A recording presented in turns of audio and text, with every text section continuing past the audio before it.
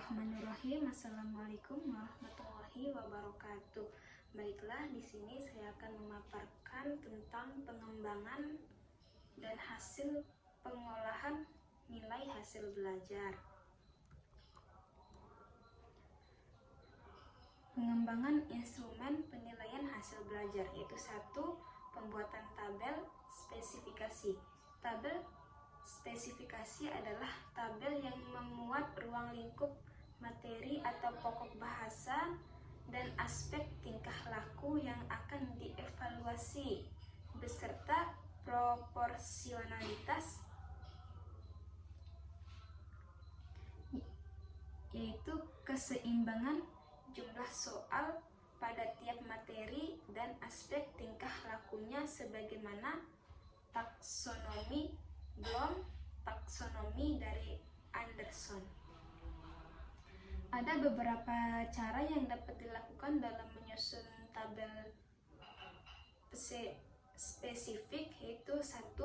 Menentukan pokok bahasan atau materi pembelajaran dengan proses prosentasenya pada masing-masing materi. Yang kedua itu untuk menetapkan jumlah soal yang akan disusun. Yang ketiga, menetapkan level aspek tingkah laku yang ingin diukur. Yang keempat, untuk menetapkan jumlah soal pada masing-masing level. Yang kedua itu untuk merumuskan indikator. Dalam merumuskan indikator, perlu diperhatikan unsur behaviornya agar menggunakan kata kerja operasional sesuai dengan level kognitifnya. Karena dari indikator behaviornya ini guru dapat merumuskan soal untuk tes objektif maupun esai secara valid. Yang ketiga, merumuskan soal. Berdasarkan indikator yang sudah dirumuskan, guru kemudian merumuskan soal untuk mengukur kemampuan hasil belajar siswa dari aspek kognitif, baik dalam bentuk tes objektif. Yang keempat, melakukan uji coba soal. Setelah dinilai baik secara konstruksi, isi, dan bahasa, maka selanjutnya dilakukan proses uji coba ke lapangan dengan tujuan agar mendapatkan data empirik tentang kualitas butir soal yang disusun. Yang kelima, melakukan analisis butir soal. Dengan menggunakan beberapa teknik analisis butir soal, maka dapat kita ketahui kualitas butir soal yang ada dan selanjutnya dapat dilakukan proses klasifikasi butir soal untuk tindak lanjut. Yang keenam, memperbaiki soal. Berdasarkan hasil analisis butir soal, maka dapat diketahui butir-butir soal yang sudah baik, yang belum baik, atau harus diperbaiki, dan butir-butir yang wajib dikeluarkan dari instrumen. Butir-butir yang kurang baik juga dapat diperbaiki untuk dimasukkan kembali menjadi seperangkat instrumen. Yang ketujuh, melaksanakan tes. Melakukan dengan butir-butir soal yang sudah diperbaiki. Hal ini dilakukan setelah mendapatkan instrumen tes yang berkualitas. Yang kedelapan, menafsirkan hasil tes. Guru melakukan penafsiran terhadap skor yang diperoleh menjadi nilai setelah mendapatkan hasil tes siswa dalam bentuk dan kuantitatif. Analisis hasil belajar.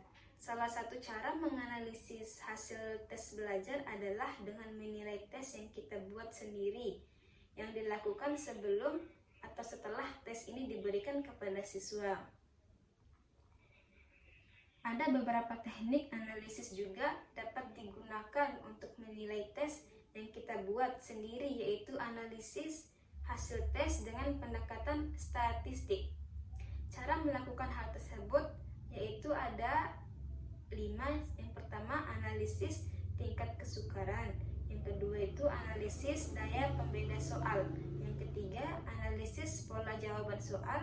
Yang keempat, analisis validitas tes. Yang kelima, analisis reliabilitas fasilitas tes. Pengolahan nilai hasil belajar. 1. Pemberian skor dan nilai terhadap alat evaluasi tes. Alat evaluasi tes digunakan untuk menilai kompetensi siswa pada aspek kognitif dan sebagian untuk psikomotorik. Yang kedua, pemberian skor dan nilai terhadap alat evaluasi non-tes. Alat evaluasi non-tes digunakan untuk menilai kompetensi siswa pada aspek efektif atau sikap, yaitu dengan menggunakan observasi, angket, dan jurnal. Yang ketiga itu pengolahan hasil penilaian untuk kerja atau praktik. Berdasarkan hasil penilaian untuk kerja siswa, maka diperoleh data atau skor yang menunjukkan kemampuan siswa dalam mencapai kompetensi yang menuntun peserta didik melakukan tugas tertentu seperti praktik sholat dan lain-lain. Yang D. Pelaksanaan program tindak lanjut. Yang pertama, program remedial. Pengertian program remedial.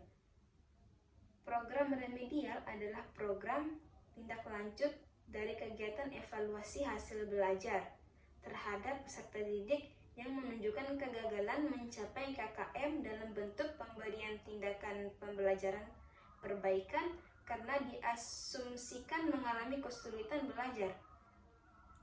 Pelaksanaan program remedial. Dalam melaksanakan program pembelajaran remedial, ada beberapa hal yang harus diperhatikan, diantaranya yaitu 1. Program remedial dapat dilaksanakan melalui bimbingan secara perorangan.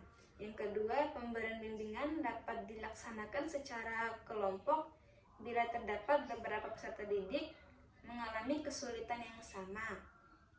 Yang ketiga, pembelajaran remedial dapat dilakukan sebelum semester berakhir atau batas akhir pemasukan nilai ke dalam buku rapot.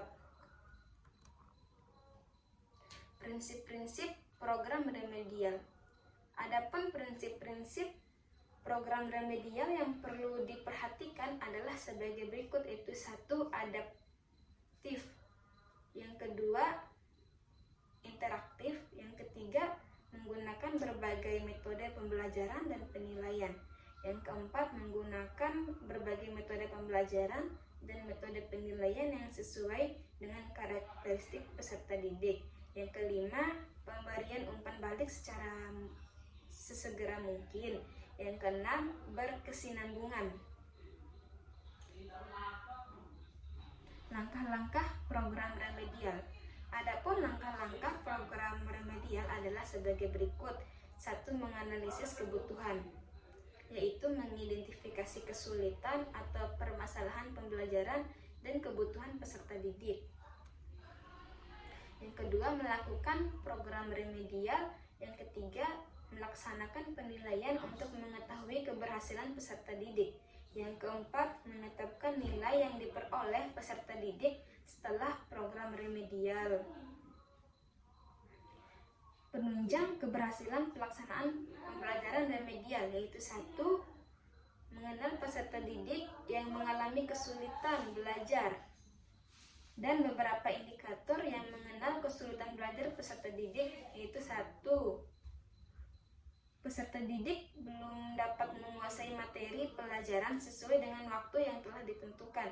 Yang kedua, peserta didik memperoleh hasil belajar yang rendah dibandingkan dengan peserta didik yang lainnya.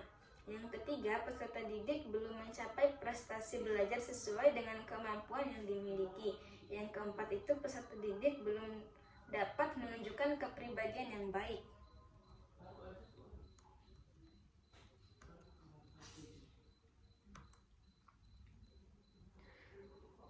Adapun penunjang keberhasilan pelaksanaan pembelajaran remedial yang kedua adalah memahami faktor-faktor penyebab kesulitan belajar dari dalam dan luar diri peserta didik.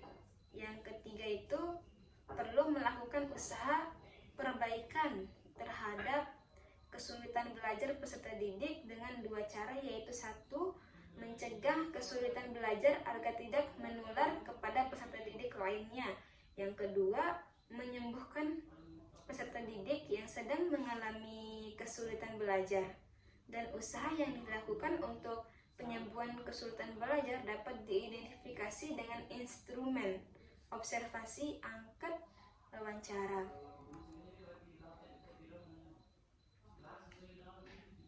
Dua model pembelajaran yang dilaksanakan dalam program pengayaan yaitu dengan memberikan pelajaran tambahan kepada peserta didik yang lamban dengan mentoring dan tutoring. Jelasnya, langkah-langkah sistematis dalam mengidentifikasi kelebihan kemampuan siswa dan memberikan treatment pembelajaran pengayaan adalah sebagai berikut, yaitu 1. Belajar kelompok, yang kedua belajar mandiri, yang ketiga pembelajaran berbasis tema, yang keempat itu pemadatan kurikulum, pemberian materi kepada peserta didik. Baiklah, sekian materi yang dapat saya sampaikan, lebih dan kurangnya saya mohon maaf. Wabillahi taufiq wal hidayah. Wassalamualaikum warahmatullahi wabarakatuh.